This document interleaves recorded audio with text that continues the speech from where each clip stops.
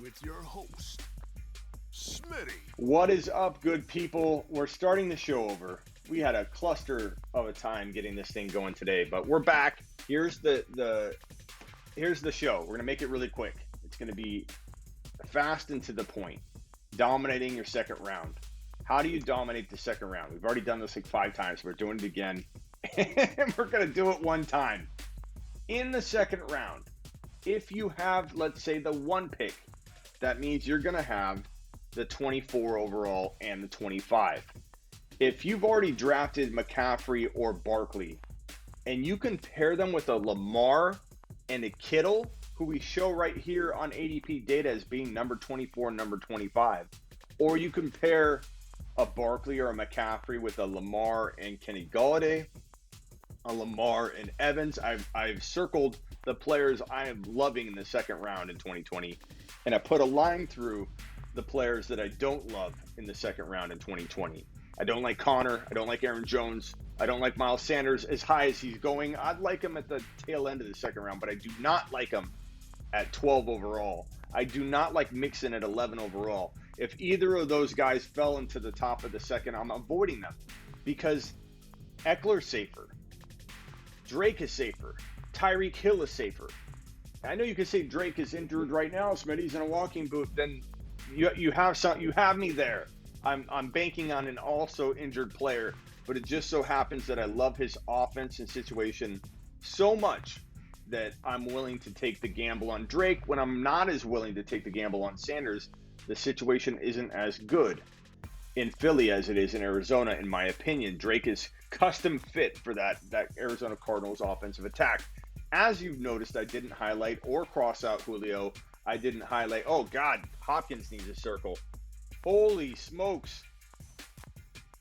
Hopkins is getting disrespected on my thing here. Hopkins is circled. Jones, I'm staying away from. Aaron Jones, 19 touchdowns in his biggest year ever.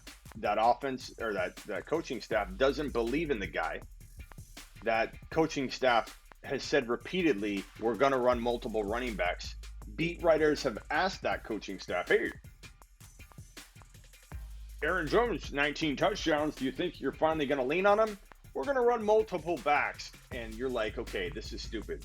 You know, they're not really going to do that, right? Why are they saying that? And what do? They go out and draft A.J. Dillon, who's got a bigger frame. He's bigger than Derrick Henry. And if you think that Aaron Jones, who had 19 touchdowns, his biggest year ever, on the biggest running season by the Packers because of Davante Adams going down, we're not going to see the Packers want to run as much. They might run more than they used to because they worked for him last year. But the fact that Aaron Jones and that offense had to revert to running more than normal because Adams went down, we're going to be able to take Aaron Jones's 2019 season and say that's probably the best we're going to get.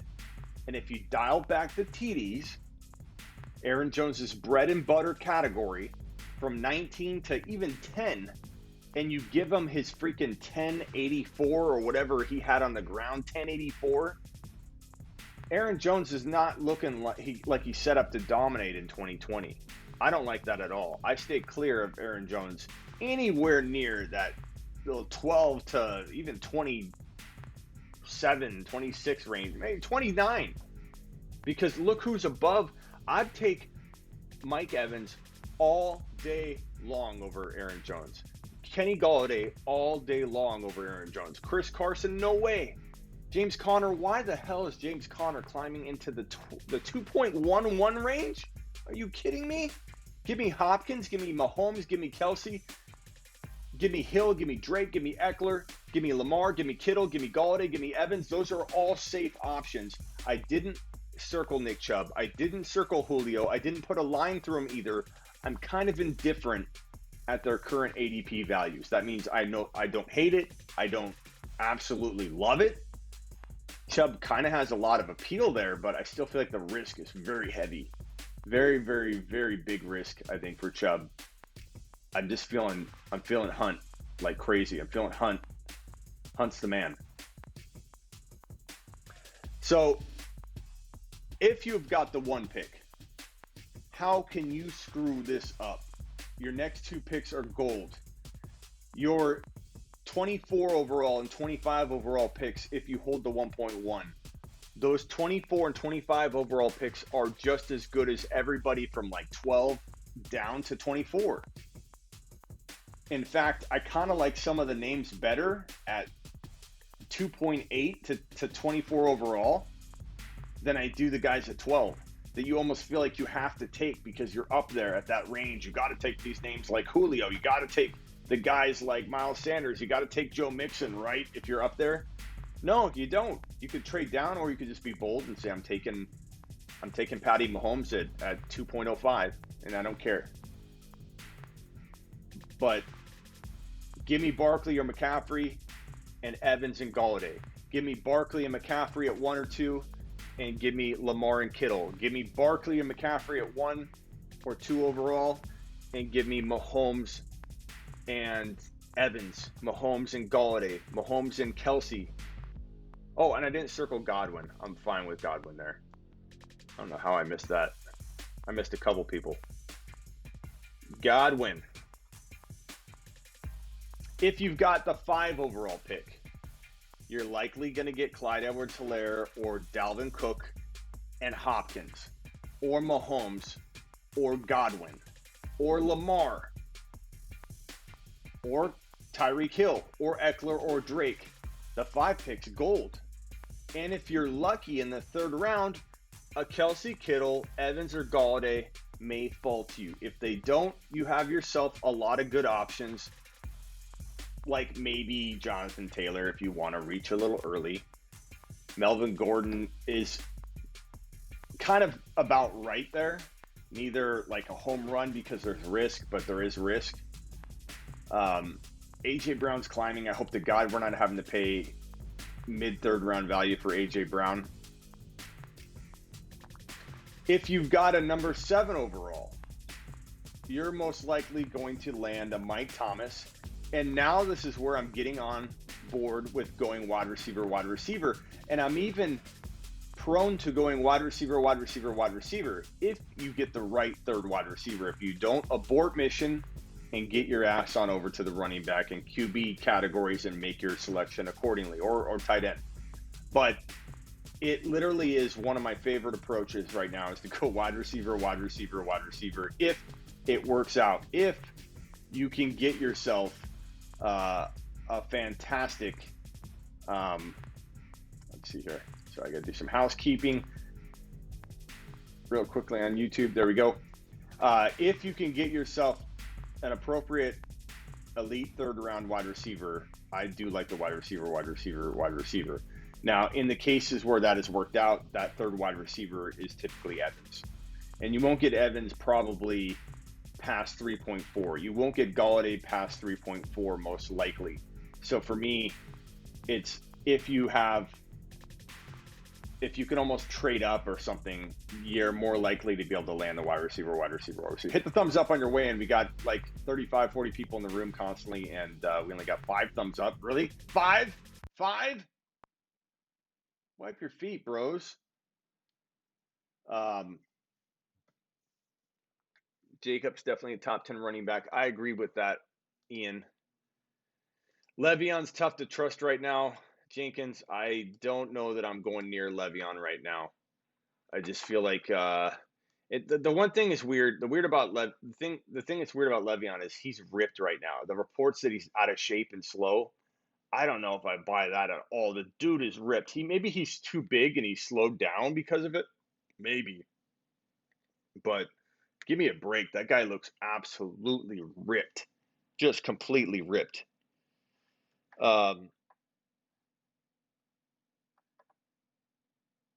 Let's talk about the 12 and 13 picks. So if you're given the 12 pick, that means in the 2nd round, because we're talking about 2nd round, how to dominate the 2nd round. If you get the 12 pick and you're looking at Ekeler, you're looking at Drake, you're looking at Tyreek Hill for that pick, it's not a horrible idea to go Tyreek Hill and Hopkins and then go running back, or go, running back, whatever. Go best player available. But it's not a crazy approach. But I find that it sometimes leaves you just not loving your team when you go wide receiver from the 12 spot. I like wide receiver from like the 5 or a place where you can walk out with Hopkins and Mike Thomas. And Mike Thomas and Hopkins, and then getting like Jonathan Taylor and Melvin Gordon, and then A.J. Brown or DK Metcalf, and then you got your Tom Brady. Something like that's badass. I'm okay with that. I don't know that I love going those 2 wide receivers and then getting your choice of the very, very back end running backs. But you could still maybe pull off a Hill and Hopkins and still get a JT and Melvin Gordon. But I think you're probably safer going Ekeler and Hopkins than you are going wide receiver. But the key to dominating the second round is these highlighted names right here in red. And I think the key to avoiding a lot of risk is to avoid the guys that are marked out from Mixon, Sanders, Aaron Jones, Connor, Carson, David Johnson, Gurley. Not because every one of them will for sure bust. I'm not saying that, but every one of them has a whole lot of risk that I'm not willing to take on at that cost because the players in red are just safer and better. The players in red can do just as well, if not better, than the names I've marked out. It's not that I don't like Miles Sanders. It's that I like those other players around him way better. And there's a long list of them above and below that I like better than Sanders. So your odds of getting somebody that I truly love more than Sanders at even 15, 16 overall is 100%. You 100% are going to see a long list of names that I like better above and below where you take Sanders. But tell me what you guys think. Tell me what names you believe shouldn't be marked off. Tell me which names you agree with. Umberger called in a little while ago, and I think we're good. I think he played me. I joked with him, and he played me back, and he got me good. I did a fake collect call. I answered the phone, and I went, "This is Cox Communications. You have a collect call from Smitty. To accept the charges, press 1. And he pressed a number, and I said, "You have declined the charges." And Umberger hung up. And I thought he was mad at me. And he super chatted me too. And I still thought he was mad at me. And I guess he played me because he wasn't mad at me. All right. Touche to the man they call Umberger. Okay, Smitty, I'm going to go to sleep because I got school tomorrow. Go to bed. Mock draft tonight, not tonight. I just want to get on and talk second round. I want to tell you how to dominate your second round. What's up, Scott? You love Ertz now. I like him at the right spot. Do I like Hill or Hopkins more? I like them both about the same. Probably dead even, to be honest with you. Thomas, Smitty, opinions on 12-team PPR, starting lineup, Kyler, Saquon, Mostert, Godwin, Moore, Ertz, and Landry Crowder. I think it's all dependent on Mostert and Moore for you. If they work out, you'll do well. You will do well. You got Golladay, 2, top 3.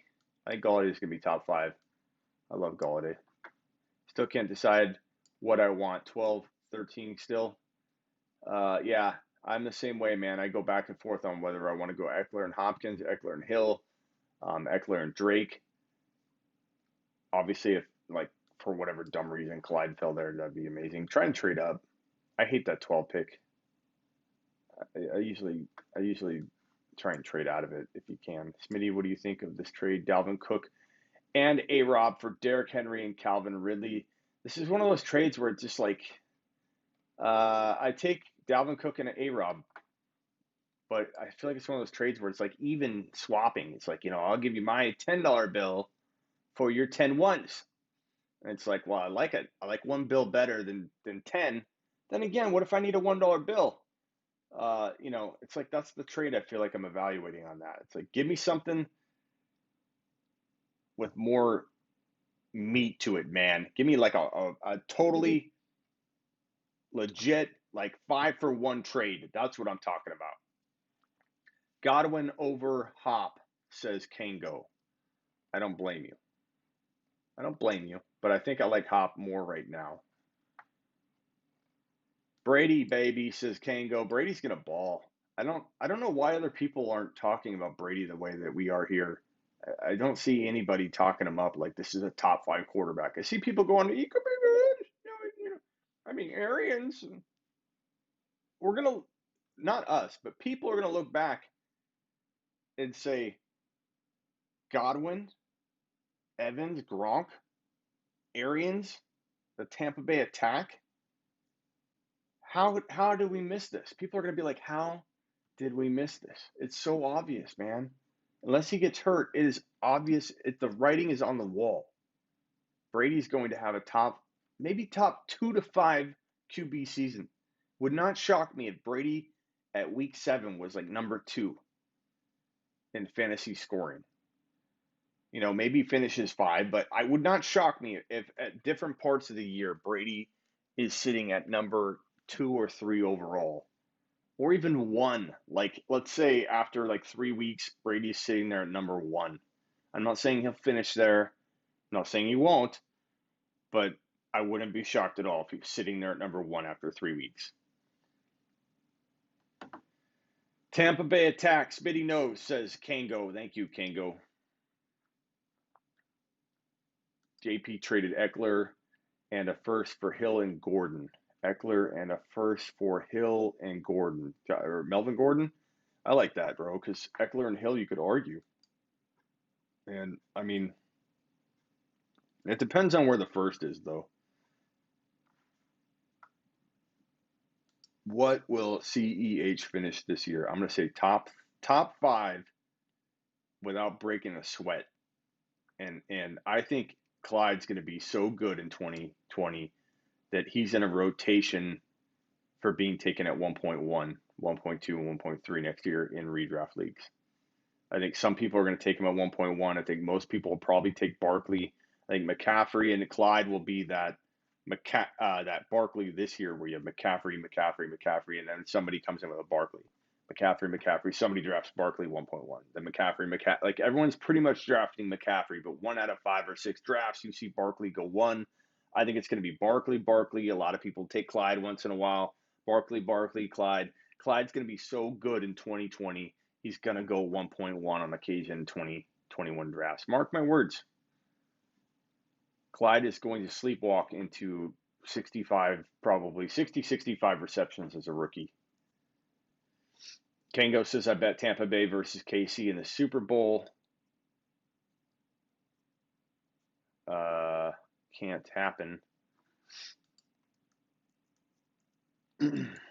But, oh, it's too late. If I had to do the Super Bowl predictions, this is what I would say. Let me go over my Super Bowl predictions. My stream quality is low. I don't know what to do.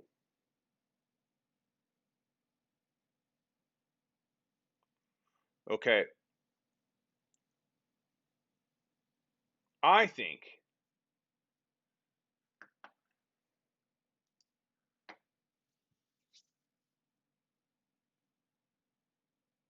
it could be Tampa Bay, too. Actually, looking at it. Umberger's back. With another super. Thank you, Umberger. Umberger says, I just checked my voicemail. You told me to take a lap. You better call me and apologize. He's paying me to tell me to call and apologize. Okay. Oh, no, you can't go. You didn't mess up. I was kidding. I'm saying it can't happen because people say that Brady's old. He's got a noodle arm. He can't be. There's no way he can win a Super Bowl. It can't happen. I'm joking with you, Kango. I absolutely love Brady. I think if we break it down, let's go NFC first. You have the 49ers, the Seahawks, the Packers. And I don't want to hear the Packers hate. They're 13-3 last year. They did really well. You got the Saints, Tampa Bay Buccaneers, you got the Eagles, you got the Cowboys, you got the Vikings, you got the Packers, Cardinals maybe, but I'm going to say something that's not going to sit well with a lot of people because I have a lot of 49er followers. And do not tell Dr. Raj this. Okay, whatever you do. I don't think the 49ers are going to have as good a year as they did last year. I don't think the 49ers are going to win 2 playoff games. I think the 49ers might win 1. Don't tell Dr. Raj that. If I get on a live with Dr. Raj, I'm going to BS him and make sure he feels comfortable on the show. But I don't think the 49ers are going to win more than 1 playoff game. I think Seattle could potentially win their division. I think Seattle could win the NFC West. I think the 49ers get in with a wild card win. Wait, what's the playoff? What are the playoffs? I'm already blanking on what the playoff changes are. Someone school me on the playoff changes. It's 2021. Let's see. 2020 NFL playoff. Explained. Through all this COVID stuff. New format, which immediately goes into effect in 2020, was approved by the NFL. How many teams will make it? Let's make sure we have this right, because I know some of it goes into effect in 2021. NFL format was largely considered one of the best in sports. Number of teams was like blah blah blah. NFL has adjusted its format in 2000. Where is it?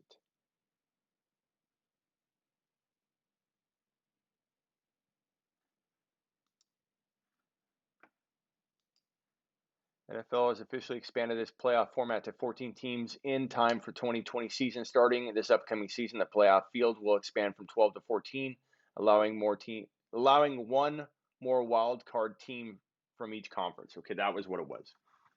That's what it was. So I think the Seahawks, so I was right when I said that. I just thought for some reason they were getting rid of the wild card in 2020 for a second. It's late. I think the Niners make it in the playoffs with a wild card win, with a wild card spot. I think the 49ers make it with a wild card spot. That's me, because I think Seattle is in. I think Green Bay clinches their division. I think the Cowboys clinch their division. I don't have faith in Philly like a lot of people do. I predict that Wentz gets hurt.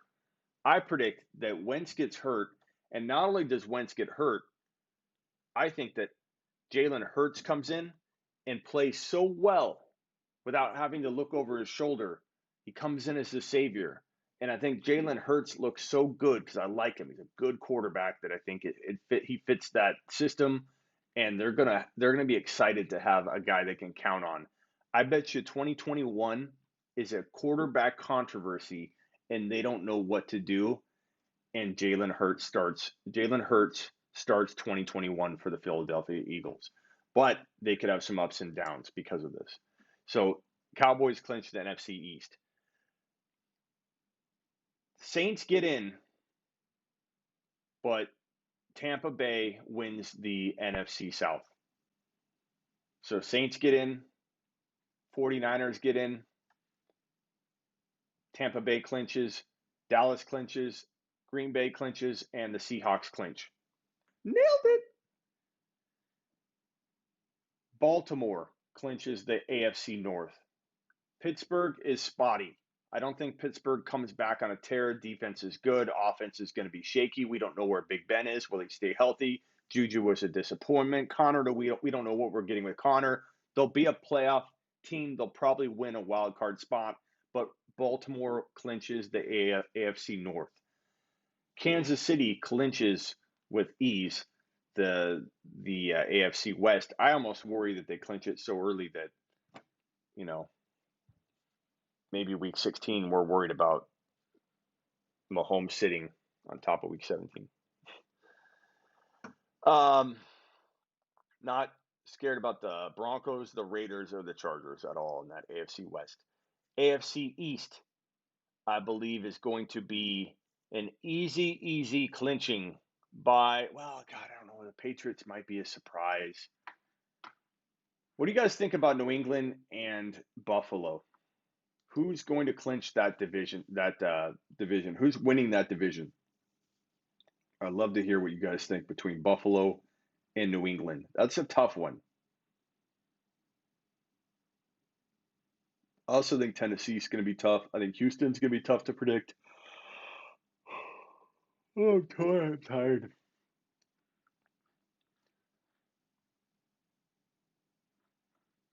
Hit the thumbs up. Por favor. Okay, no one's answering the New England question. Bills easy. Oh, here it comes. We got a little delay. Sorry. Bills, Patriots get the wild card. Yeah, I kind of feel that way. So Bills. No, you know what? I'm switching it. New England clinches the AFC East. I know that was last second. I just got a premonition. It's Coach Bill, man. He'll figure out a way. I like Buffalo, though. I think Buffalo gets a wild card spot. I think um, Pittsburgh potentially. It's Tennessee and Pittsburgh fighting it out. Well, there's going to be 14 teams now. Man, that's tough. I'll just say that it's going to be Houston, New England, Kansas City, and Baltimore clinching their divisions in the AFC. And then you've got this who's going to get the wild card spots between Tennessee, Houston, Buffalo, who I think will have a great record. Look, they went 10-6 last year. I think they'll have a great record again. I think they'll go 10-6. They might get 11 wins, but New England's going to outdo them. I don't think Oakland's going to compete they're going to be a good team. They're going to show promise, but I don't think Oakland is going to grab a wild card spot. But that could change. I could be wrong on that one. That's my prediction. So what do I think is going to happen Super Bowl? I'm going to say that it's going to be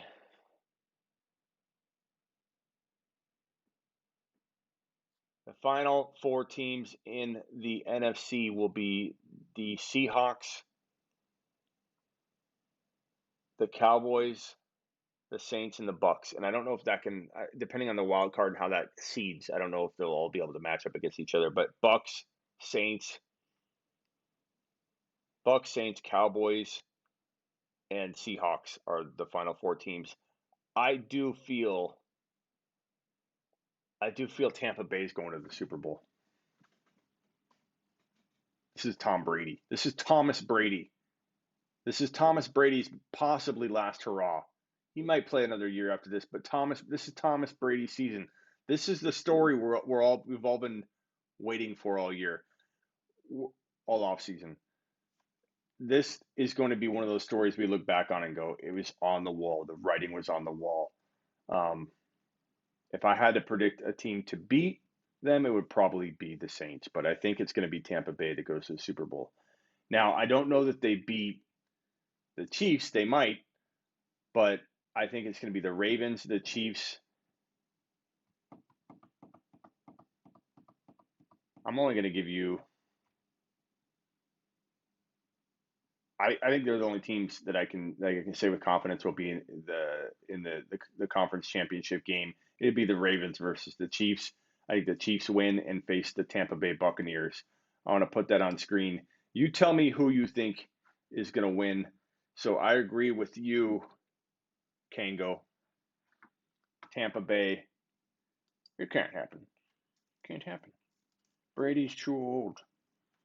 Brady's too old. Tampa Bay versus the Chiefs. So tired, I can't even think. This is my Super Bowl prediction. Tampa Bay versus the Chiefs. Who do I think wins in 2020? Who do I think is thy winner? I'm going to say, I can't, this isn't even a circle. Let me see if I can get a circle on the screen.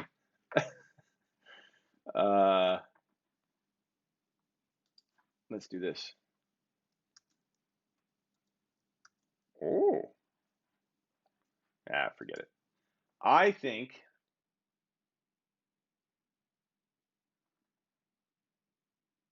would it be crazy if Tom Brady wins the Super Bowl? I think he goes to the Super Bowl, but does he win it? Does he win it?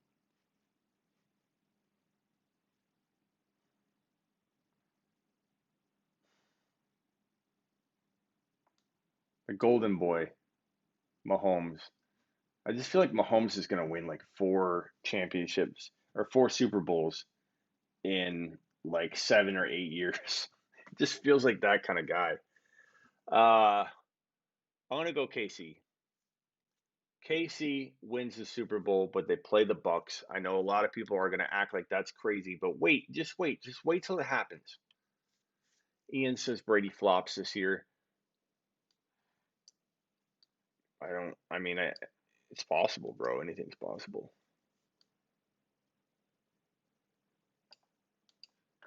Brady ain't gonna make them a Super Bowl contender. Well, Royal, we shall see, my friend. You got a lot of weapons. You have Arians. You have a better Tampa Bay defense than people are going to be expecting. You have Tom Brady practicing against the freaking JP with the super. JP with the super. You have Tom Brady practicing against that defense on a daily basis. There's a reason why New England was understated, and New England was a good defense in 2020. And one of those big reasons was Tom Brady facing them in practice every day. I think that makes your defense a lot better than people think. On top of that, they've made some improvements. This defense will be actually pretty darn good.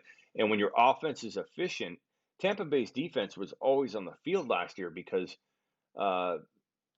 it was just there was a lot of turnovers going on. There's a lot of poor game management.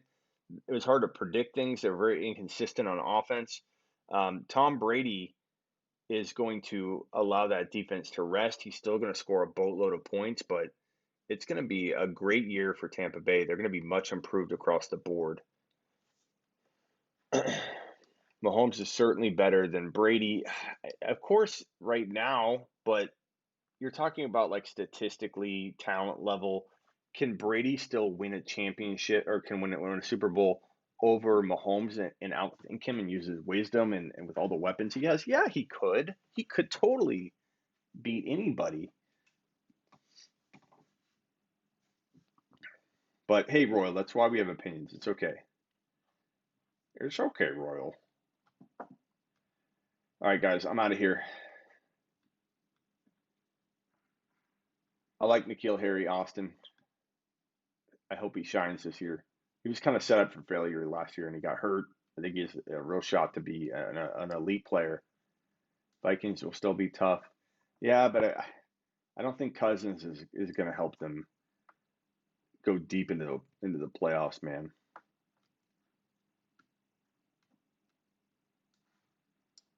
Brady may not have, especially with the subpar line. Brady looks really good right now, and I think Evans and Godwin and Gronk are going to create a false sense of improved offensive line, bro. When Kurt Warner came to the Cardinals, they had a bad line. And a lot of people said Kurt Warner wasn't going to be able to do well in Arizona because the line was awful. They didn't make enough improvements. They're like, they need to address the line.